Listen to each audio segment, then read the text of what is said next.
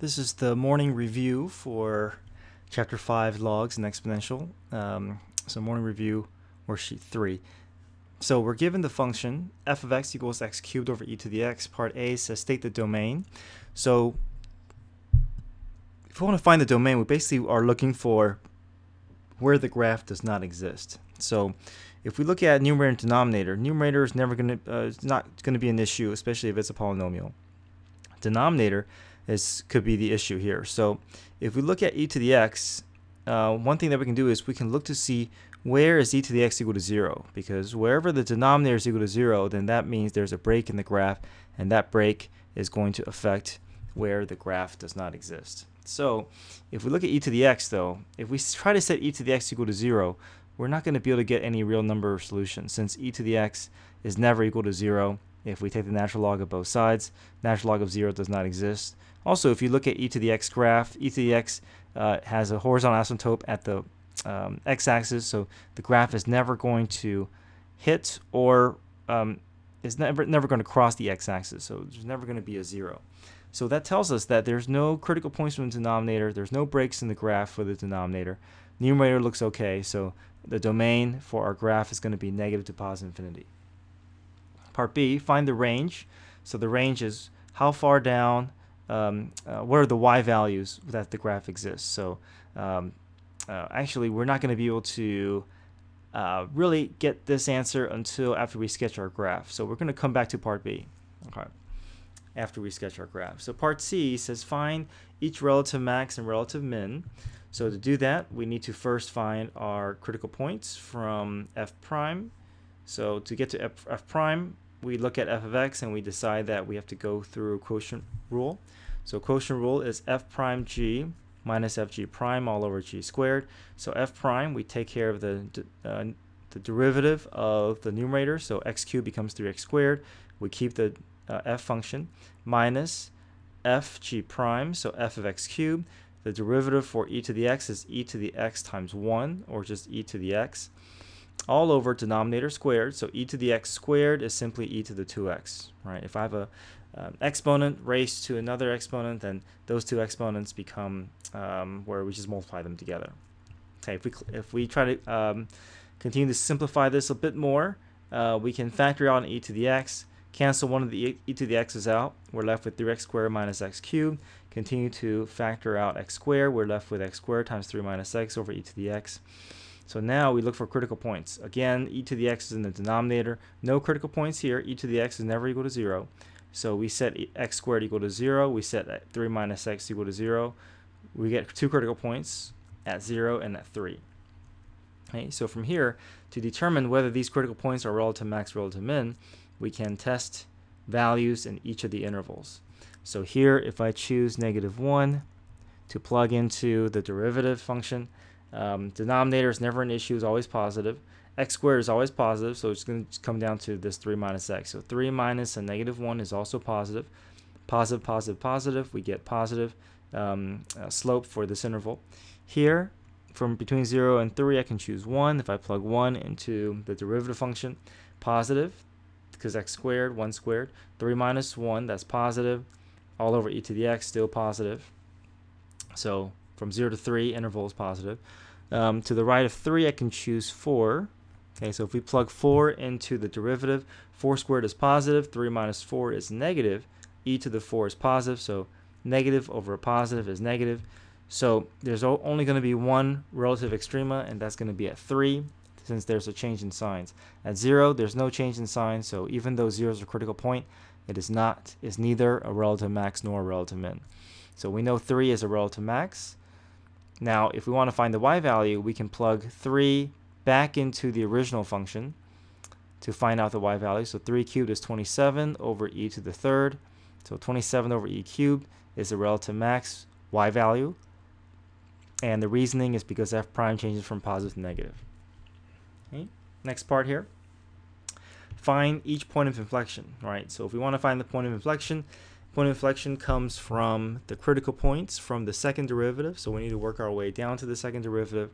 So I'm going to start here at f prime and work my way down to second derivative. So again, I'm going to go through quotient rule. So f prime g minus fg prime. So f prime 3x squared becomes 6x, x cubed becomes negative 3x squared, times g minus f, so that's the original f function numerator, times g prime, so the derivative for e to the x is just e to the x, all over denominator squared, so e to the x quantity squared, or simply e to the 2x. All right, so if we distribute the e to the x, well, actually, I'm going to just factor out the e to the x, cancel out with the denominator, and I'm left with 6x minus 3x squared plus x cubed. The negative 3x squared becomes negative 6x squared. I can factor out an x. I'm left with x squared minus 6x plus 6. Find the critical points. Set the numerator equal to 0. Denominator, again, is not going to produce any critical points. So x equals 0. And if we set this equal to 0, we get 3 plus root 3 and 3 minus root 3. So we put all those critical points on the sign line, and then we test each interval. So negative 1, plug into the derivative, I get negative. If I plug in 1, I get positive. If I plug in 3, I'm going to get negative. If I plug in 5, for instance, I'll get positive. So it looks like at each of the critical points, there's a change in signs. So we know that at each of these critical points, these are all points of inflection simply because f double prime changes signs. Find the limit as x approaches infinity for f of x and x approaching negative infinity for the function. So if we're approaching infinity, I'm just going to just rewrite f of x. So f of x is the original problem, x cubed over e to the x. So limit of x cubed over e to the x. If we think about comparative growth rates, if it's approaching infinity, we can look to see which family of function is growing at a faster rate. E to the x is growing at a faster rate than x cubed. So as we approach infinity, e to the x is going to grow at a faster rate than x cubed, which is going to cause the fraction to keep decreasing until it goes to 0. So we know what the graph will look like as we approach infinity. As we approach infinity, we expect the graph to level off at 0. Right. Now, if we're approaching negative infinity, we can't quite go through comparative growth rates. I think the probably easiest way to go about this problem is just to plug in a representative negative infinity and see what happens to the expression. So negative infinity plugs in for x cubed. E to the negative infinity, we can flip this up to the numerator as e to the infinity. So then we have negative infinity cubed times e to the infinity. This goes to infinity, but then there's a negative in front. So we know that as we approach negative infinity, the left arrow, the graph is going to go down to negative infinity. All right, so from this information, we should be able to sketch out what the graph could look like. We know x-intercept is at 0, 0. If we plug 0 into the function, we get 0 over 1, which is 0. So we have an ordered pair at 0, 0. We have a relative max at 3, 27 over e cubed. E is roughly around 3, so a little bit less than 3. So 3 cubed, a little bit less than 3 cubed. 27 over a value that's slightly less than 27 will be a little greater than 1. So we know that's relative max. We know a POI is going to occur at 0, at 3 minus root 3, and 3 plus root 3. So we just choose points there as points of inflection. We know that the graph is going to go to negative infinity as we approach negative infinity to the left. As we approach x approaches positive infinity, we know the limit will go to 0. So from there, we can sketch our graph. We know the graph is going to be rising, hits a POI, changes from concave down to concave up, hits a POI, changes from concave up to concave down, hits a relative max, continues to be concave down, and then hits a POI, and then changes from concave down to concave up. Right, number 2, if y equals e to the negative x times natural log of x, then dy dx when x equals 1 is. So this is asking us to evaluate the derivative at x equals 1. So first we need to find the derivative. To find the derivative, we need to choose the appropriate method to find y prime. So these are two functions that are related to one another by product.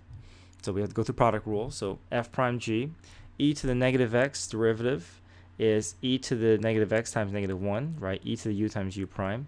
F prime g plus f the original e to the x times g prime. So the derivative for natural log of x is simply 1 over x. Okay, if we clean this up a bit, we get negative natural log of x over e to the x plus 1 over x e to the x. We have our derivative. We can evaluate the derivative at 1 by plugging 1 into the derivative function. So negative natural log of 1 over e to the 1 plus 1 over e to the first. We know natural log of 1 is just going to be 0. So 0 over e to the first is still going to be 0. So 0 plus 1 over e is 1 over e.